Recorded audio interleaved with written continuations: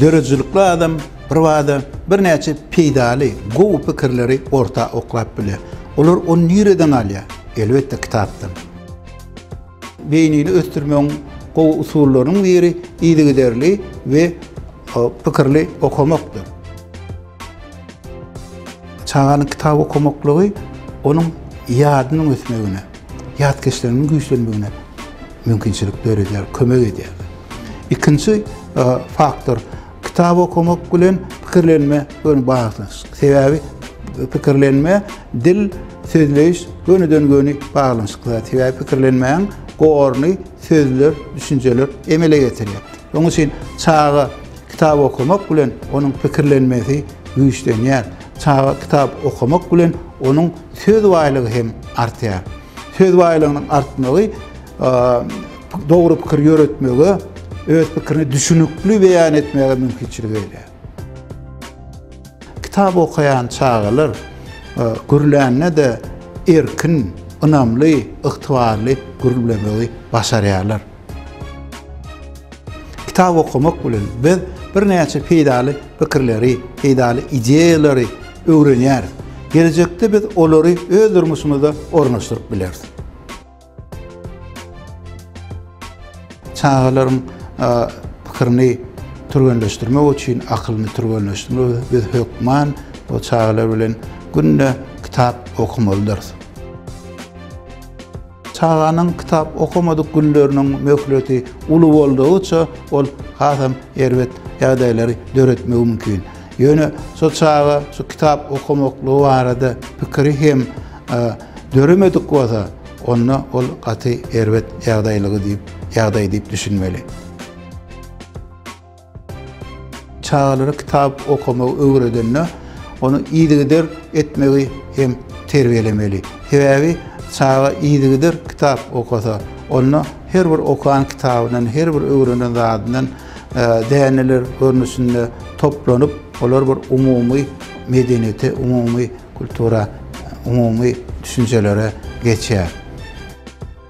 Adamyň medeniýeti okulun kitabın sany däl, onun özleştiren, düşünen kitaplarının sanyna bagly bolýar. Ýa-da ýöne pikirlenmän okanyň peýdasy ýok.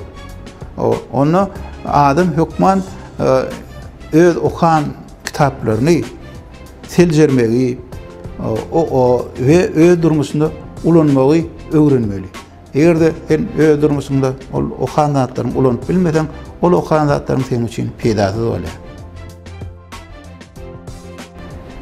Soňky döwürlerde çağalaryň köpüsi kitap okumakdan telewizor görmegi gowy berýär. Ýöne telewizor görmegi kän maslahat berlenok. Sebäbi telewizor görýän çağalar pikirlenmek, kitap okumakda döreýän pikirlenmek proseslerinden mahrum bolýarlar. Şo sebäpli ateneler çağalary telewizoryň başynda günüň dowamında 2 saatdan köp oturtmalýarlar. Käbir atenelerim aladalar köp bolanlygy sebäpli çağalar bilen kitap okumagy wagt tapanoklar. Soň üçin olar çağalara kompýuter oýunlaryny, notebooky bilen işlemegi ýa-da telewizoryň başynda oturmagy ruhsat berýärler. Olary köp wagt berýärler.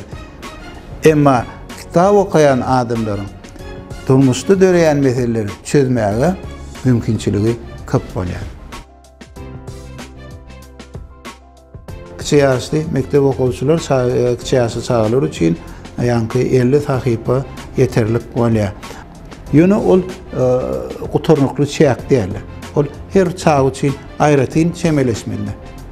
Käbir çağlarda ýanky kitap okumak ýa gyzyklanma bilen baglanşyk, höwes bilen baglanşyk, ol şu kitaby okumak halya, isleýä, onu ýam çäklendirmek ýany bolýar. Käbir çağlar atenler mejbur okutdyrýarlar. Iň erwet ýalňyşlaryň, uly ýalňyşlaryň biri çağlary kitap okumagy mejbur edýär. Çağa kitaby ele alanyna, ele ýam ol kitaby ýigrenip başlaýar. Şoň üçin o çağda kitaba söýgi şeýle ýagdaý bolup dursa, o çağda kitaba söýgi hiç saçanyň dörep bilmez. Ol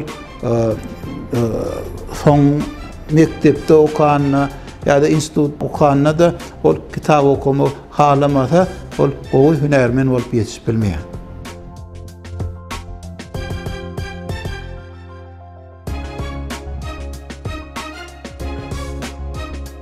8 ýaşy çagy 150 sözi bir mudda okumagy okyply bolmaly.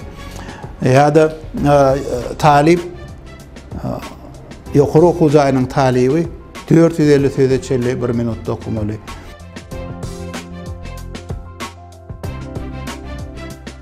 Akylly adam bolmak üçin bary onun wes kitap okumaly eken. Ýöne onun wes kitap tapmak üçin müňlerçe kitap okumaly.